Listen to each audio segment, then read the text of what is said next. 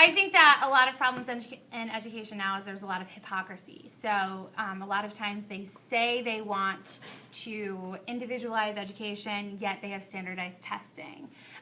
They say that they want to have smaller classes, yet they are cutting funding, which cuts teachers, which means that classes are getting bigger. So there's a lot of beliefs that are said, and people say this and they talk a good game, but then they make direct decisions that contradict the supporting of those beliefs and pedagogies and ideologies.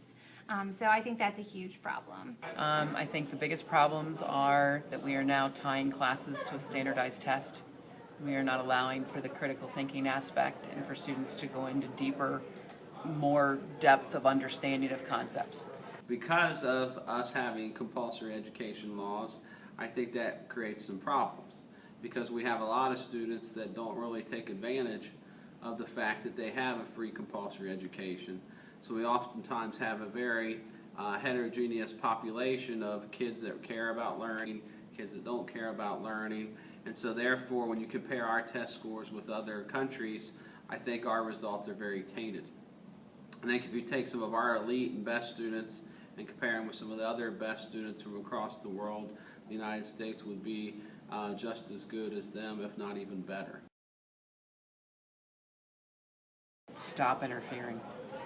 Have nothing to do with it, because you have people that have no idea what they're doing, trying to make, like governors making rules about what people should take. These governors are not education majors. So you have people saying this is what you should do in education that aren't education majors. Ohio's a mess from the standpoint of how they fund schools. It's actually been ruled unconstitutional, but our Ohio General Assembly hasn't done anything about it to fix it. First of all, from a government perspective, I don't believe that the federal government should be involved in education because it's not one of their constitutional responsibilities. Secondly, I think that the state and local governments, at least in the state of Ohio, the way we fund schools is very problematic, and I don't know if you want me to get into that.